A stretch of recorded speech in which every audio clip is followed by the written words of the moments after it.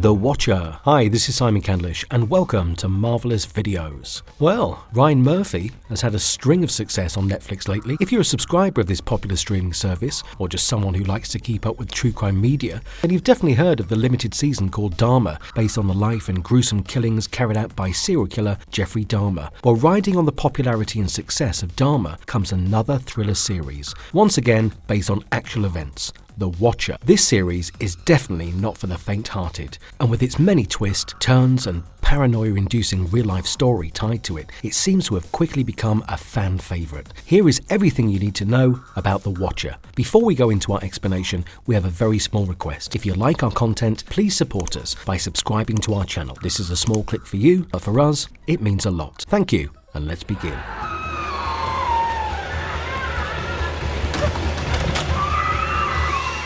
Exploring the Netflix series. Beware, spoilers ahead. This Netflix series plays on the inherent anxiety and paranoia of human beings, that all too familiar and uneasy feeling of being watched. Do you sometimes feel watched when you're all alone at night? Well, for one family member, moving into a beautiful new house becomes a nightmare for that very reason. The series begins with a regular family of four looking at homes for a change of pace. They finally land on a house in the suburbs, but they think that they love, and we will see them moving into 657 Boulevard, a stunning and lavish home in the Westfield section of New Jersey. The family consists of Nora and Dean Brannock, their teen daughter Ellie, and their son Carter, along with his little pet Ferret. After finally escaping the bustle of their modest city existence in New York, their ambition was simply to have a comfortable, peaceful life in the suburbs. Notably, they had to use all of their funds to purchase their ideal home, but because Dean was set to become a partner in his law company, they anticipated being able to make ends meet. We also quickly learn that Dean is not the best with his finances. He has filed for bankruptcy 10 years prior to the present happenings, which really set back his chances for a massive loan he took to pay for the $3.3 million house. He managed to just scrape by as far as the loan was concerned by liquidating almost all significant assets his wife and he held, including their retirement money, a major gamble and one that Dean would regret every single day after moving into his brand new house. With the Brannocks' arrival in Westfield, suspicious events immediately start taking place all around them. The home, which was more than a century old, stood out as one of the opulent residences in the area. The Brannocks' family life appeared to be ideal, but they thought the neighbours were strange. Karen, the realtor hosting the open house, turns out to be an old friend of Nora's, and she is thrilled that the Brannocks are purchasing the property. Soon after the property purchase, Nora joins a neighbourhood country club and begins socialising with her old friend, in a way fitting right into the club-going, tennis-playing, pottery-making mother stereotype. The Brannocks' family happiness in their new home, however, is brief, since they soon begin to receive bizarre messages from a person identifying themselves as the Watcher and claiming to be fixated on their house. Letters start arriving in their mailbox, all typed on typewriter, and each one of them is filled with threatening and bizarre messages. With each new envelope, the letters become eerier and the mention young blood, which is a reference to the Brannock children and how greed has driven the family to the mansion. Further, the writer of the letters informs the Brannock family that it was the Watcher's duty to watch over the house on 657 Boulevard, keep an eye on all that went on, both inside and outside the house. The person behind the letters also ominously wrote a dark past and history of the place that spooked both Nora and Dean. It was clear the Watcher did not want them there, and had many opinions about the renovation work they were doing in the house. Apparently, weird stalkers really care about what finish is used for your kitchen island countertops. But hey, who are we to argue with good taste? This creepy behaviour obviously concerns the couple, and they immediately take the matter to the police station. But the police detective, Chamberlain, dismisses their concerns by assuring them that they would deploy a police car to patrol their house once every 2 hours. The pair then take it upon themselves to take every precaution to remove this unknown faceless threat from their lives. As a crucial safety precaution, they employ Dakota, a 19-year-old African-American kid who owns his own home security business, to install cameras and alarms all over the house. The effort was to monitor anybody and everybody that lurked around the house or tried to get in. Furthermore, because the local police detective Chamberlain doesn't seem to be much of a help, Dean eventually hires Theodora Birch, a jazz singer turned private eye, as a private investigator after hearing about her expertise with unsolved cases from Chamberlain. It is through Theodora that Dean then meets Andrew, the previous owner of the house, to chat with him and understand his experiences of living in it. If he was looking for a scary story, boy, did he find one. Dean is horrified by Andrew's account of moving into that house with wife and his little son, and later experienced similar correspondence from the Watcher. Andrew's tale of his life at 657 Boulevard seems to be a dark premonition of what the Braddocks' future holds for them, and Dean is unable to control his shock as Andrew narrates how his little boy ran into their neighbours performing some kind of occult ritual, drinking blood of a killed newborn, wearing red robes. Even though Andrew eventually manages to move out of the foreboding house, his wife never gets over the anxiety and horrors she's experienced in that house and ends up committing suicide, leaving Andrew a paranoid and nervous mess. After listening to Andrew's account of the events, Dean gets even more paranoid, and Nora, in the meanwhile, is constantly being pressured by Karen to sell the house. By this point, the couple are truly in a fix.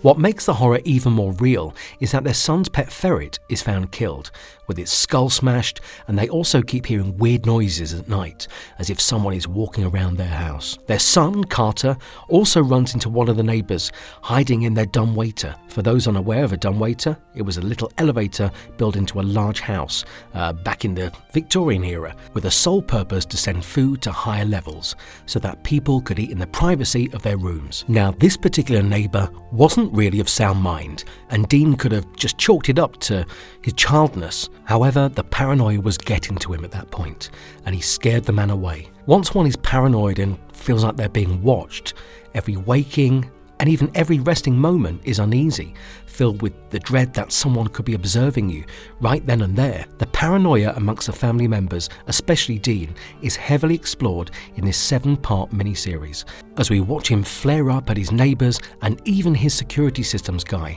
as he starts suspecting anyone and everyone. Dean also has a very harsh and heated exchange with Mitch and Mo, their next closest neighbour Jasper, and Pearl, his sister. Despite the fact that there is no concrete evidence against any of these four, they appear to be suspects. However, Mitch and Mo die quite soon in the series as a result of a horrific murder-suicide, but it turns out that it was a con put on by their rogue son Christopher to collect money from the insurance. So nearing the end of the series, they come right back, giving up their grand plans to move to Florida. Irrespective, all these weird neighbours seem to be on Dean's suspect list, and not without good reason. In various different ways, all of them are just right amount of creepy, to go to the extent of writing harassing letters. Dean is further perplexed by a bizarre visit from a man named John, who claims to be the construction inspector. His fear is further cemented after he learns that there is no such man from the contractor overseeing the remodelling. Dean is later confident that the man he saw is in fact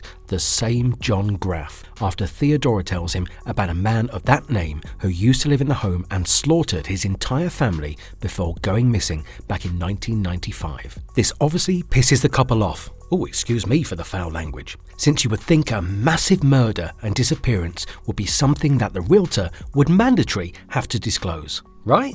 Well, turns out they don't have to, according to New Jersey state law, and that was that. Within all of this chaos, Dean's daughter Ellie shows interest in security camera dude Dakota, and the two quickly begin a covert romance. Upon learning Dean and Nora put Ellie in timeout, and acting on Theodora's suspicion, accused Dakota of being the Watcher. But when Ellie posts a video of her father criticizing her relationship because he's racist, it severely backfires, causing their family to be looked at as racists, leading to them facing issues both at work and at the country club. In retribution, Dakota also uploads a video, but it's nothing like the one Ellie uploaded. This video shows Dean sleeping alone and a young girl enter his room to engage in activity. This video tarnishes both his reputation at work and his marriage to Nora. To make matters worse, Nora appears to be firmly convinced by Theodora's belief that Dean is the Watcher. Although Dean denies the accusation and is visibly shocked to learn that the girl in the video is wearing the same clothes that John Graff's daughter, Pat Graff, was wearing at the time she was murdered by her father all those years ago. Eventually, Dean apologizes to Dakota, and with his assistance, Dean is able to establish his innocence in relation to the video. However, he does acknowledge that he sent the final letter in an effort to frighten Nora and the children away from the house and sell it, because doing so ultimately secures their safety, emotionally, physically, and financially. We now have a couple that is under immense strain and pressure, leading to many secrets festering between the two of them, which causes an intense breakdown of their marriage and the trust they had in one another. During this time, Nora is also being pressured by Karen to reduce the asking price of the house, and when Nora sees Karen and Chamberlain together at the country club, she becomes suspicious that the two of them are in on it together, conspiring to reduce the price of the house so they could buy it instead. The two of them then proceed to publicly accuse Karen and Chamberlain of everything. After this encounter, they continue their little Nancy Drew investigation and quickly uncover a tunnel beneath their home, as well as a room that appears to be occupied. The man named John, who visited Dean, is shown to be running in the tunnel, and Pearl, the neighbor, also appears to be involved. As a result of their altercation, Chamberlain declines to assist Dean and Nora anymore with regard to the secret tunnel or anything else. Theodora then learns about Roger Kaplan, a retired English teacher who has a fascination with lovely homes since he has always desired to live in one. The Watcher must be Roger, according to Roger's ex-wife and Carol Flanagan, a woman who resides in another home that Roger once became fixated with. Carol recounts the incident in which Roger initially writes flattering letters about the house before changing his pen name to the Watcher. As the letters become increasingly sinister and violent, Nora and Dean confront Roger in the supermarket in defiance of Theodora's request that they refrain. That doesn't work out, since Roger openly rejects everything and no solid evidence is uncovered to show that he is actually the Watcher. The couple decides to sell the house since they are unable to handle the ongoing issues of the place that was supposed to bring them calm and tranquility. But they struggle because malicious rumours about the house have been spread, thanks to Karen, who is using the rumours against them for clear personal advantage. When Karen finally succeeds in purchasing the house, she is immediately frightened by someone and begins to get threatening letters from the Watcher. She eventually has to sell the house due to the same events unfolding, just as it did with the Brannocks, including the brutal murder of her dog. Who kills dogs? Psychopaths, that's who. Lastly, we see that after returning to the city, Dean, Nora and their family move on with their lives, but the pain never truly leaves them. It gets extremely difficult, and Dean in particular suffers greatly from not being able to identify who their stalker actually was. Prior to passing away from cancer, Theodora tries to blame herself for everything in an effort to give Dean some closure, but it doesn't work out as the couple easily calls her bluff. With the aid of consistent therapy, Dean is able to operate, but he continues to visit the house and even runs into the new owner, introducing himself as John, leaving the ending quite open-ended. This series clearly has a lot to unpack with regard to who really was the Watcher and what the ending of the season really meant. However, as a standalone thriller series, it does one hell of a job to creeping the living shit out of you. Whatever you do not watch this one alone. Flooded 657 Boulevard with contractors so that you can finish the basement. Why was it left that way?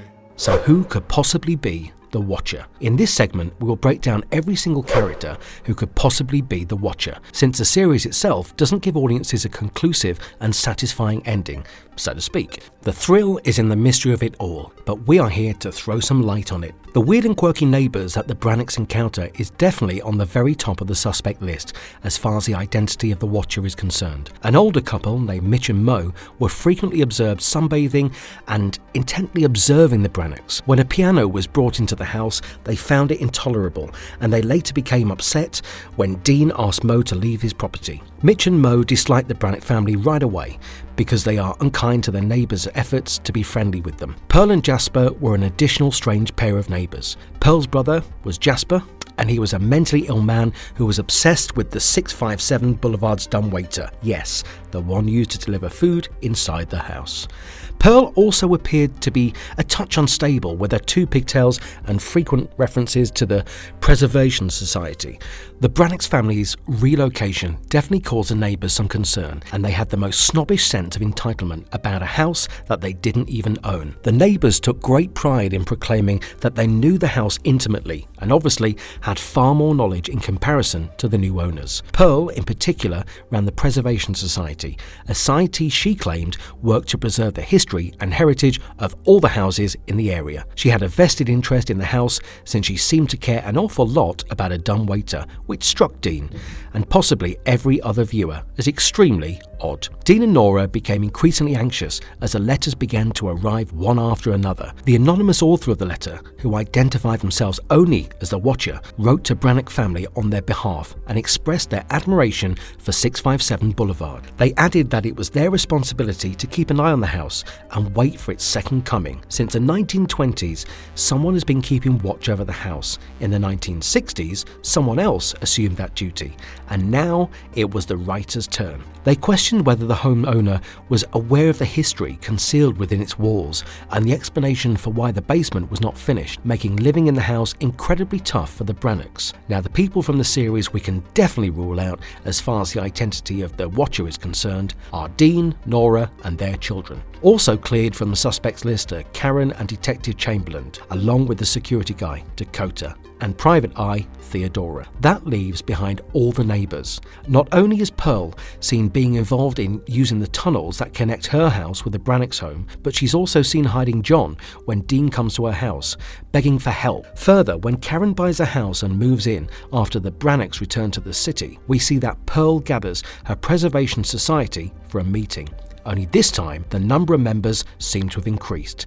It is no longer just Pearl and her brother Jasper, who are joined by Mitch and Mo, English teacher Roger Kaplan, and the mysterious John, who introduces himself as William this time round. They discuss the hidden renovations Karen was making to the house, and Pearl informs them that they usually strongly recommend interior decorations, further hinting at the fact that she could easily have been the one writing the letters all this while. Shortly after, when Karen first moved into the house, Mo and Pearl greeted her with baked goods, but she didn't accept their welcome gifts, which visibly pissed off the 2 women. Karen then got a blank call that evening and saw water dripping from the first floor. She discovered that the bath water had been left running and called Detective Chamberlain for assistance, but he declined because of their contentious breakup. With her dog in tow, Karen cleaned the apartment. She then heard the dumbwaiter ring as she drifted off to sleep. When she checked, she discovered a note from the Watcher. She would be living out her worst fear at 657 Boulevard because of her greed, he told her. When she went downstairs, she discovered her dead dog lying on the ground. A man in black hooded clothing came out from the retractable stairway as she turned round. Running quickly as she could out of the house, Karen fled for her life, never to come back. These events further point to the fingers at the neighbours and the members of the Preservation Society, who seem to think it's their responsibility to keep things the way they are in a bizarre way. At the conclusion of the series, the Watcher appears to be a group of people rather than a single person. The DNA that was discovered on the envelope was that of a woman, according to the police's DNA analysis. Pearl and a Preservation Society at play, perhaps? It did seem that she might have been motivated to assist such a campaign, given her obsession with the upkeep of 657 Boulevard. Every member of the Preservation Society thought they knew 657 Boulevard's owner better than they did. Jasper adored the dumbwaiter. Roger Kaplan had been studying the house's design since he was a little boy, and Pearl knew the stories behind every feature of the building. Further, William, or John Graff, was fascinated with preserving the house's original design from when it was first built. Mo, who lived immediately next door, also had free access to the property and had entered it whenever she wished. Between them, they had many pairs of eyes and all the time in the world to watch the house and catch on to the daily happenings of the house. The group was incensed that urbanites who had no knowledge of the house's past or the architectural significance had purchased it.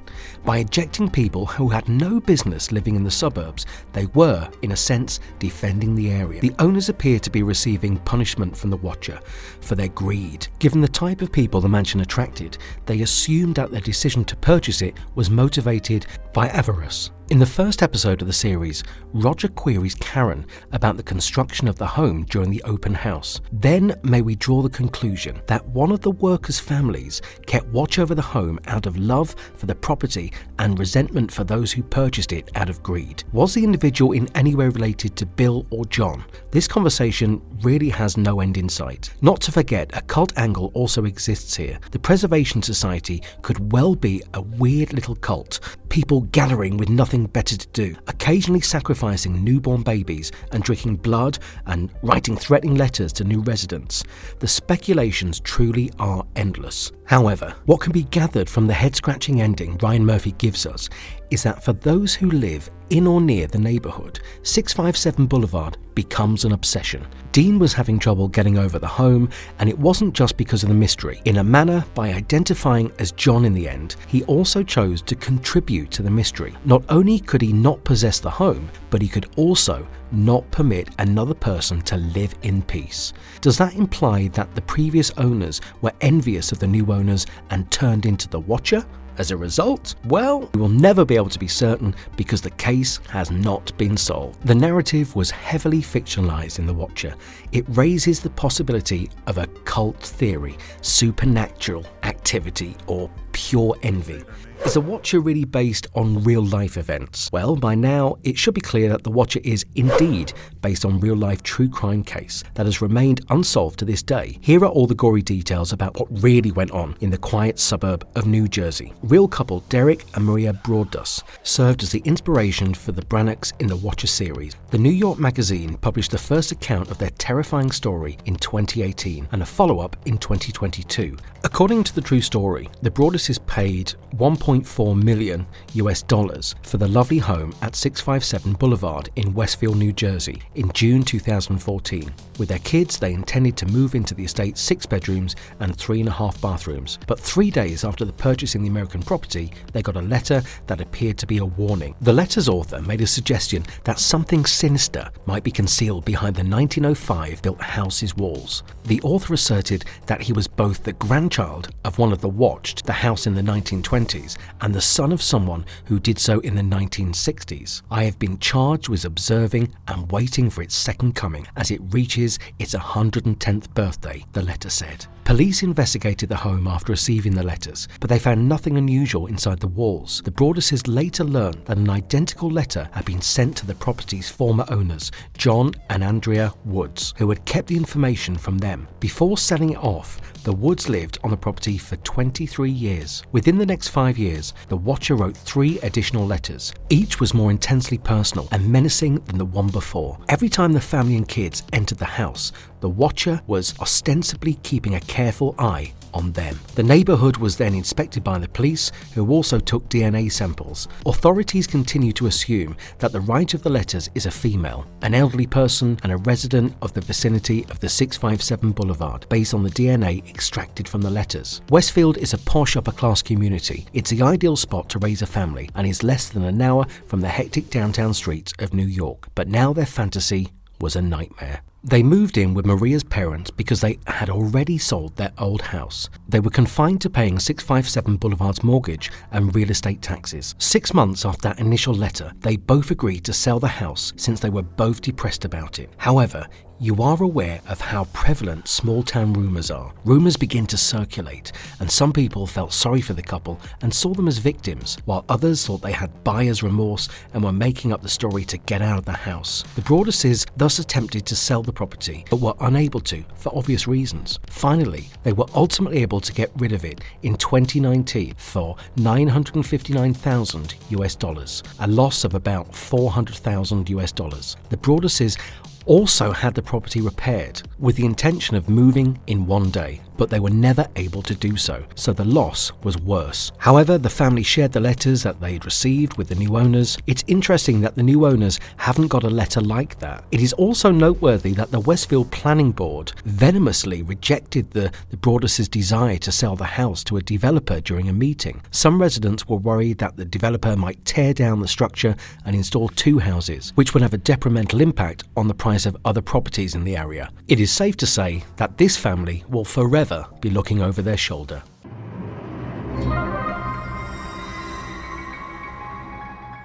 Was the case ever solved? The case unfortunately does not have a satisfying aha moment where the identity of the Watcher is revealed. It remains a haunting, unsolved mystery, which is what led to media outlets picking up the story 5 odd years ago. Rumours about who might be the Watcher bounce around the neighbourhood. However, nobody has been arrested as of yet. This implies that the Watcher might still be watching, which is unsettling. Just like the real story, the series also doesn't offer a satisfying explanation as far as the identity of the Watcher is concerned. However, it is a fact that even in the real investigation, the neighbours were seen as suspects. An elderly woman in her 90s and a couple of her daughters who were staying with her were 2 of the first suspects. They were from a family that resided next door to the Broaduses. For some motives that are reasonable and others that are a little unjust, early theories concentrated on them. They were somewhat eccentric, and one of the sons had a schizophrenia diagnosis. He was regarded by residents in the area as an unusual, ultimately harmless individual. This suspect angle is close to the dynamic Pearl and Jasper sharing the series. Another elderly couple, similar to Mitch and Mo, were also there. They had these 2 chairs in their backyard facing the Broaduses at an exceptionally close range and lived behind 657 Boulevard. The Broaduses house painter recalled seeing the spouse sitting in this chair, lounging around doing nothing, and gazing at the Broaduses' house while he was working on the house and recalling it as being unusual. There was a minor disagreement about a tree bench that had fallen across the fence separating the 2 properties at one point, but it wasn't as hostile as it appeared to be on the television. Hence, just like in the movie, the case fell apart as soon as it was built. To date, the Watcher has not been caught. It is quite creepy to think that there could be, well, somebody out there who sits and watches houses, stalking the residents and scaring the living crap out of them. It also must be noted that no fingerprints were ever found on envelope, letters or mailboxes, either in real life or in the series. This goes to show that the perpetrator was definitely smart and careful, leaving only their DNA behind as they licked the envelope to seal it. Maybe it was just a one-off incident, or maybe something sinister does lurk in Westfield, New Jersey. Guess we'll never know.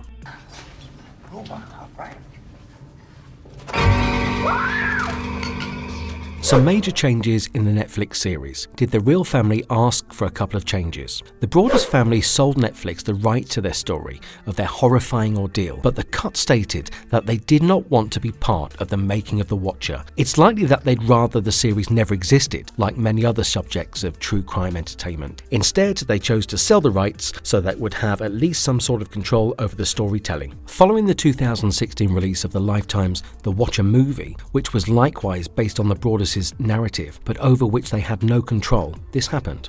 The Broaduses had only 2 requirements for the Netflix production. These included the agreement that the show would not use their real identities and that the fictional family in The Watcher would not resemble their own. As a result, the family members in the series were given new names and their family name was changed from Broadus to Brannock. The Watcher altered the family's composition so that there were now just 2 older children attending elementary school as opposed to the previous 3. The genuine Broaduses also added that they wouldn't object if the house on the show was destroyed, but this was more of a recommendation than a request. They appear not to care if the real house was demolished as well, based on their behaviour. We don't believe anyone can blame them either.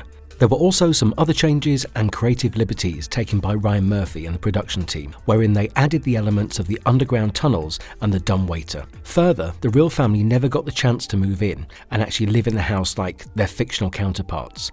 They were in the remodeling and moving stage when they received the first letter, and like rational humans, decided never to sleep in that house from that point onward. Further, in the series we see suspicious people moving about in the house, which did not actually happen to the real-life couple. Elements of the freaky family murder, the weird blood cult, and the Preservation Society were all added, obviously to add to the mystery of The Watcher and to make it as pleasurable and spine-chilling viewing experience for audiences. It could have all been very different for Murphy to embrace his unique style of adding jump scares, dazzling twists, snappy dialogue, and eccentric characters, whilst also maintaining the appropriate level of sensitivity needed to adapt a true event.